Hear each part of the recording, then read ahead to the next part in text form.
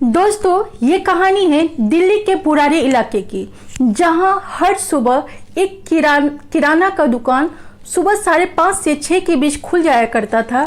लेकिन 1 जुलाई 2018 को के दिन वो दुकान नहीं खुली। लोगों का संदेश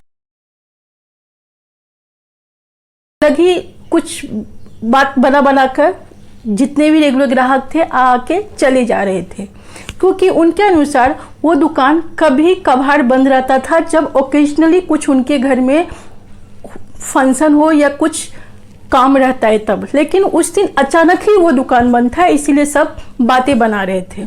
लेकिन उन्हीं में से एक थे गुरुचरण सिंह, जो उस दुकानदार के पड़ोसी थे, उसके पड़ोस में रहते थे। और उस दुकानदार के जो मालिक थे, मालिक जो घर था, उन्हीं में से एक मेंबर गुरुचरण जी के साथ हमेशा सुबह वॉक पे जाया करते थे। लेकिन आज आश्चर्य की बात ये थी, न दुकान खुली थी और न उस परिवार का कोई सदस्य उनके साथ घूमने आया था। ये सोचकर उनको लगा कि कुछ जरूर गड़बड़ हुई है। ये सोचकर वो देखने चले गए। जैसे ही उन्होंने वो गेट पे गए तो उन्होंने देखा कि गेट खुला ही था, दरवाज़ा अंदर से लॉक नहीं था। तो वो पहले बाहर से तो आवाज़ लगाए, बाहर से आवाज़ लगाने के बाद अंदर से जब कोई रिप्लाई नहीं आया तो वो अंदर गए। अंदर जैसे ही गया तो जैसे ही वो अंदर गए, उन्होंने एक ऐसा दृश्य देखा जो वो पूरी तरह डर गए, क्योंकि उन्होंने देखा कि एक घर के हॉलवे में एक बरगद की पेड़ की तरह 10 लोग लटके पड़े हुए थे, जिनकी आंखें बंद थी, मुंह में कपड़े ठुसे हुए थे, कान में रुई का गोला था, हाथ और पैर दोनों बंधे हुए थे। और एक मृत महिला थी उस परिवार की, वो दूसरे रूम में, दूसरे कमरे में मृत पड़ी हुई थी। ये सब नज़ारा देखकर वो बहुत ही घबरा गए और घबराते बाहर निकले और पुलिस को फ़ोन किया। दोस्तों, आप सोच रहे होंगे कि आखिर ये परिवार था कौन, और इस किराए दुकान, इसका परिवार, 11 लोग एक साथ, इतनी हत्या, आखिर हुआ क्या था इनके साथ? तो इन सभी सवालों का जवाब मिलेगा आपको आगे वीडियो में। बिना स्किप किए देखिए, आपको ये भी पता चलेगा कि हत्या थी, आत्महत्या थी, या साजिश थी, या मानसिक कोई अंधविश्वास की साजा थी। सब नज़रिया आपको आगे खुल जाएगी। हेलो दोस्तों, मैं हूँ काजल, आप देख रहे हो मेरा चैनल काजल क्राइम क्रॉनिकल्स। तो दोस्तों, गुरुचरण सिंह जैसे ही बाहर गए और बाहर जाकर पुलिस को कॉल किया। पुलिस आई, भीड़ बहुत जमी हुई थी, भीड़ को हटाते हुए पुलिस उस घर के अंदर गई। उन्होंने भी ऐसा नज़ारा आज तक कभी देखा नहीं था, क्योंकि उनके लिए भी ये नज़ारा बहुत ही नया था। वो भी बहुत अचंभित हो गए, आखिर ये साजिश है, हत्या है या आत्महत्या, क्या इसे घोषित करें? उनको कुछ समझ में नहीं आ रहा था, क्योंकि वहाँ पे जो घर का जो नज़ारा, मतलब घर को जिस तरह से इन्वेस्टिगेट किए, पहले तो लूटपाट से, तो वहाँ पे सब सामान ऐसे वैसे का वैसे ही था, और बाकी कुछ ऐसा दिख नहीं रहा था कि मतलब आखिर बाहर का कोई आया कि कुछ किया। तो उनको वो समझ में नहीं आया। फिर भी वो खोजते खोजते पूरी घर को खोजे, और खोजने के बाद भी उनको कुछ नहीं मिला। तो वो पहले क्या किए, हत्या का मामला दर्ज करके वो वहाँ से चले गए। उनको कुछ न मिले, फिर वहाँ के क्राइम ब्रांच वहाँ पे आए, सब कुछ खोज पड़ताल की। लेकिन उसी समय उनको 11 डायरिया मिली। जी हाँ दोस्तों, 11 डायरिया, जिसमें चुंडावत परिवार उस खाते का पूरा लेखा जोखा लिखा करता था। जी, जिनका जितना 11 साल से उसमें लिखा जाता था, 11 डायरी में, वो सब लेखा जोखा था। लेकिन उसमें एक चीज़ बहुत ही अद्भुत थी, वो थी एक रस्म के बारे में, जिस रस्म का नाम था बड़ तपस्या। जी हाँ, बड़ तपस्या। और वो जो बड़ तपस्या थी ना, वो 30 जून और 2018 को करनी थी। और शायद उसमें 30 जून, उस डायरी में 30 जून 2018 की लास्ट एंट्री थी, जिसमें बहुत ही अजीब बातें लिखी हुई थी। लेकिन ये बताने से पहले मैं आपको ये बताना चाहती हूँ कि आखिर वो परिवार कौन था, उसमें कितने लोग थे, कौन कौन रहते थे, मैं उसका इंट्रोडक्शन देना चाहती हूँ। दोस्तों, उस परिवार में 11 सदस्य कुल रहते थे। वो मुख्य रूप से राजस्थान के थे, लेकिन 1989 में वो यहाँ पे आके परमानेंटली दिल्ली में आके रहने लगे। उनके 3 पीढ़ी के लोग उस परिवार में एक साथ रहा करते थे। उस घर की सबसे बुजुर्ग महिला थी नारायणी देवी, जिनके 3 बच्चे थे, ललित, भवनीश और प्रतिभा। ये तीनों इनके बच्चे थे। और भवनीश की पत्नी का नाम सविता था, और जिनके 3 बच्चे थे, ध्रुव, मेनका, नीतू। और ललित की वाइफ का नाम टीना था। उनकी एक ही संतान थी जिसका नाम था शिवम। और प्रतिभा की एक पुत्री थी जिनका नाम प्रियंका था। जी हाँ, हाल ही फिलहाल में ये सुना गया था कि प्रियंका, जिसका प्रतिभा की जो लड़की थी, उनकी सगाई हुई थी। और वो लोग सब लोग बहुत खुश थे। उनका एक ही किराए का दुकान नहीं था, बल्कि एक किराए का दुकान था, एक प्लाईवुड का भी था। उनका एक बिजनेस था जो बहुत अच्छा खासा चलता था। उनका घर उन्हीं से मतलब अच्छा खासा चल जाता, यूँ माने कि वो उनका सोर्स ऑफ इनकम था।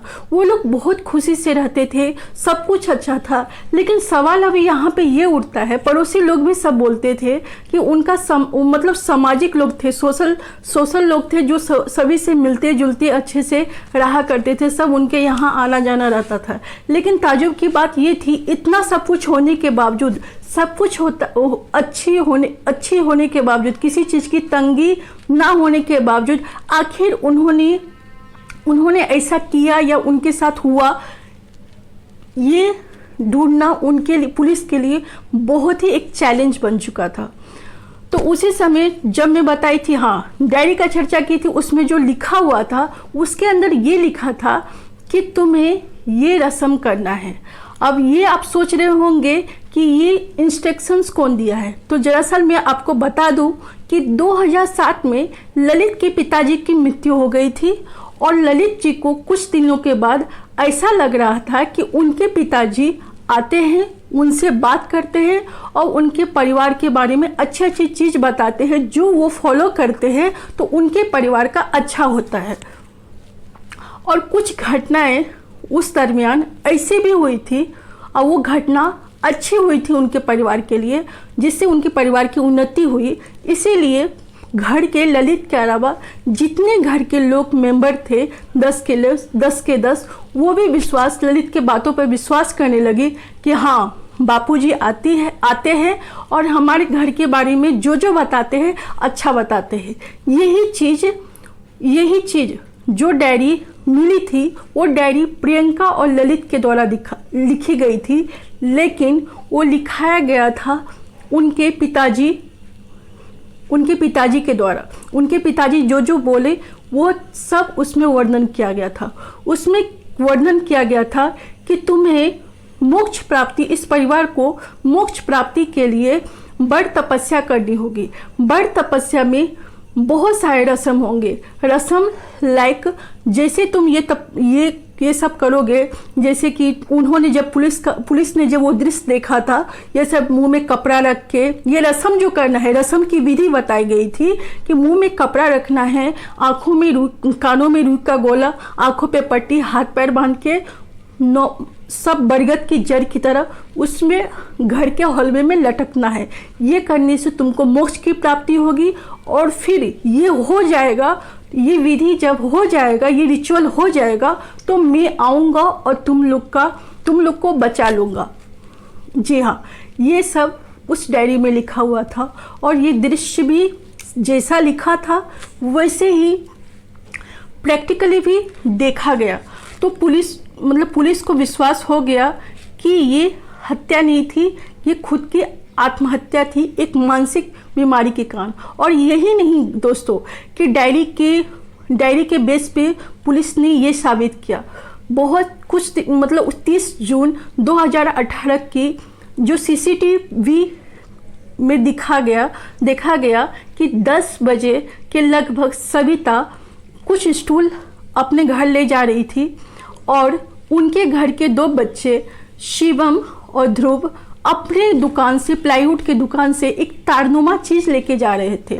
वही दोनों चीज़ उस समय उस रिचुअल के समय यूज किया हुआ था, और उनके ले जाते वक्त उनके चेहरे पर कोई भी ऐसा शिकन नहीं था कि ऐसा लगे कि उनको कुछ हुआ है या होगा, मतलब ऐसा कुछ भी नहीं था, क्योंकि उनको बिलीव था कि मुझे कुछ नहीं होगा, क्योंकि वो लोग एक रिचुअल कर रहे थे। उनके अकॉर्डिंग वो लोग एक रिचुअल कर रहे थे जो उनके पिताजी बताते थे, जो पहले से करते आ रहे थे, जो बताते हैं, वो भी इस बार भी ये रिचुअल कर रहे थे। और ऐसा भी माना जाता था कि वो जो डायरी था ललित और प्रियंका के द्वारा ही लिखी जाती थी। उस घर में 11 पाइपें भी थी। जी हाँ दोस्तों, उस घर में 11 पाइप भी लगी हुई थी। अभी तक ये समझ में नहीं आया कि 11 पाइप क्यों लगी हुई थी। दोस्तों, जब पुलिस ने CCTV कैमरा देखी और उसमें ये सब नज़ारा देखा, फिर कॉल रिकॉर्डिंग, बाहर के लोगों का किसी का ना आना जाना कुछ भी नहीं था। इन सब को देखते हुए पुलिस ने ये डिसीजन लिया कि ये ग्रुप सामूहिक हत्या थी। जी हाँ, सामूहिक मानसिक हत्या थी। दिल्ली के भीमहंस के मनोचिकित्सक विशेषज्ञों ने यह दावा किया कि यह एक मानसिक मनोविकृति हत्या थी, साझा मनोविकृति या साझा मनोविकृति। उनके कहने के अनुसार ललित में एक मनोविकृति भ्रम पैदा हुआ था, और कुछ घटना ऐसी हुई ये मनोविकृति उनके दूसरे परिवारों में भी शामिल हो गया। उनको भी ऐसा लगा कि ललित जो बोलते हैं वो सही है, और जो बात ललित बोला करते थे उन्हीं के बातों को वो भी अपना इंस्ट्रक्शन की तरफ फॉलो करते हैं।